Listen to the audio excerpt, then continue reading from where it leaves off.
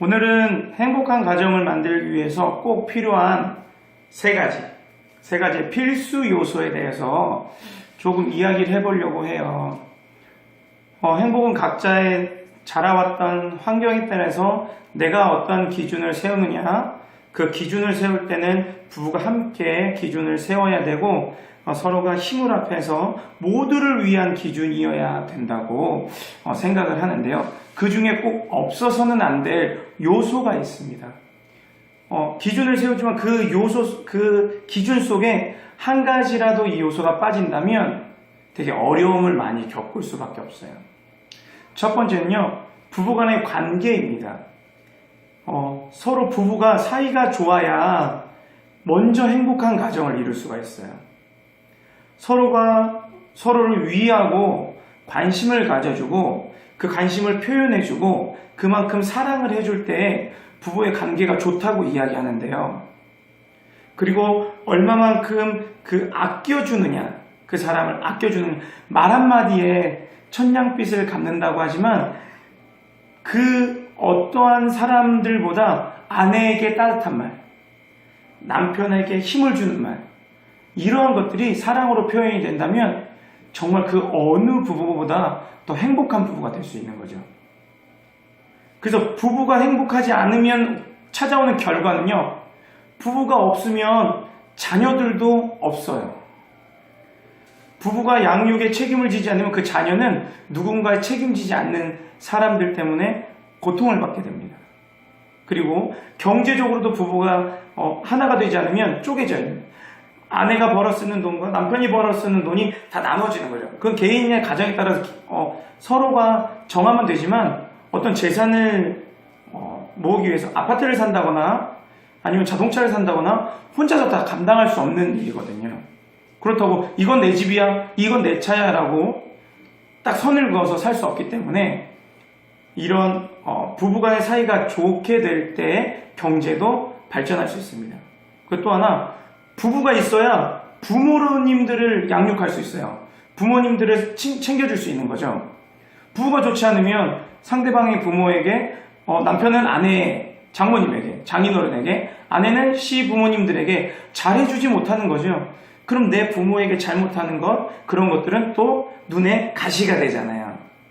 그러면 나쁜 말을 하게 되고 공격적인 말을 하게 되고 서로가 그 말에 상처를 받게 되고 관계가 깨지게 되는 거죠. 그러면 첫 번째는 가정이 행복해질 수가 전혀 없어요. 자, 그럼 여기 두 번째, 행복한 가정을 이루는데 두 번째 요소는요, 자녀의 양육입니다. 자녀의 양육이 왜 행복한 부부에 꼭 필요하느냐? 우리 부부는 너무 좋은데 자녀가 맨날 나가서 사고 쳐봐요. 학교에서 매일 불려오고 사고 치는 그 중심에 내 자녀가 있다. 아니면 어느 정도 발달 성장 과정의 표준 기준표가 있는데 거기에 못 미친다. 아니면 너무 비만이다. 그래서 질병이 찾아온다. 그러면 이 자녀를 통해서 그 가정은 또 어려움을 겪게 되는 거예요.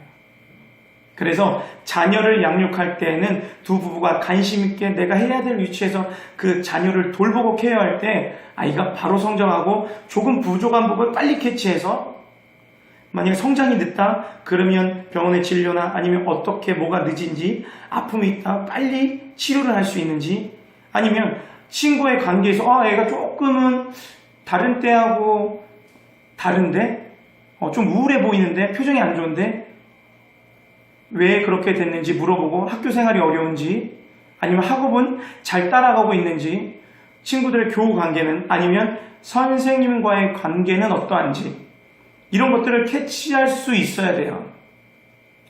그게 어긋나지면 작은 것에서부터 출발하는데요. 이 아이들은 어느 공간에서 작아지게 됩니다.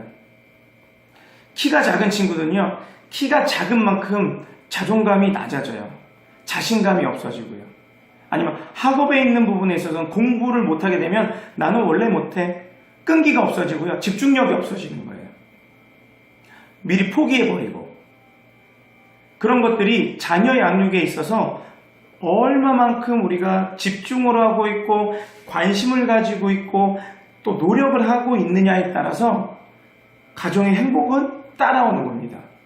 평상시에는 잘 몰라요, 이게 행복한지.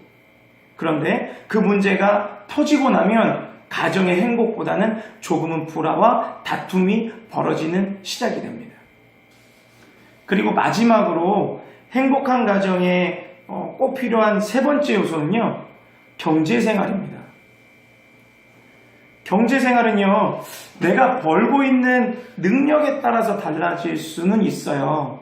뭐 연봉이 3천만 원인 사람도 있고요, 연봉이 5천만 원인 사람도 있고, 연봉이 1억인 사람도 있어요. 그럼 그 경제의 내가 수익에 따라서 살아가는 방식과 그리고 내가 씀씀이는 달라지겠지만 그 금액을 얼마만큼 계획적으로 사용하고 있느냐가 중요합니다. 그런 얘기 많이 하잖아요. 신혼부부들에게는 아파트를 구입하는 거, 또 30대가 넘어가면 자녀 대학을 보낼 계획, 아니면 또 노후를 준비하는, 집을 장만하는 이런 금전적인 계획들을 다 세워서 짜맞춰야 하는데요. 내가 아픈데 병원 갈 돈이 없어, 아이 대학을 가야 되는데 등록금이 없어, 이렇게 되면 사실은 되게 어려움을 겪게 돼요. 그리고 그런 것들이 과도한 빚으로 나에게 돌아온다면 정말 어렵죠. 아무리 노력하고 벌고 열심히 한다 하더라도 가정의 형편이 나아지지 않고 자녀들이 필요한 것들 모두 못 해주고, 심지어 내가 사고 싶은 거 아니면 내가 차를 바꿀 수 있는 형편도 안 되고, 이렇게 된다면 삶의 기본적인 질이 낮아지기 때문에 가정의 행복에 어려움을 겪을 수밖에 없는 겁니다. 그리고 과도한 빚을 지지 않기 위해서는 어려서부터, 아니면 신혼 초부터, 자녀가 어릴 때부터 빨리 계획적인 생활을 해서 미래를 대비해야 되는 거예요. 그렇게 될 때 이 세 가지 요소가 맞춰질 때 가정의 행복은 찾아올 수 있습니다.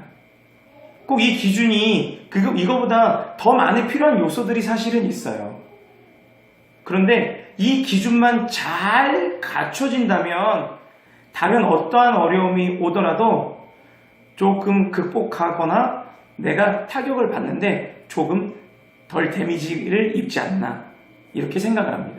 그렇기 때문에 가정의 3요소, 부부의 관계, 원활한 부부의 관계, 자녀 양육의 문제, 그리고 경제생활, 이런 거에 대해서 한번 곰곰하게 생각해 보시고, 나는 정말 이 세 가지 요소에 어떻게 대하고 있는가, 나는 어떤 기준이 있고 어떻게 대처하고 있고, 우리의 부부의 관계는 어떠한가, 그로 인해서 이 부부의 관계에서 내가 조금 놓치고 있는 부분은 어떤가, 아니면 자녀의 양육에 대해서 너무 과도하게만 생각하고 치중되어 있지는 않는가, 아니면 아직 계획적으로 경제생활, 물질을, 돈을 사용하는데 계획이 없는가, 이런 것들 한번 곰곰하게 생각해보는 계기가 되었으면 좋겠습니다.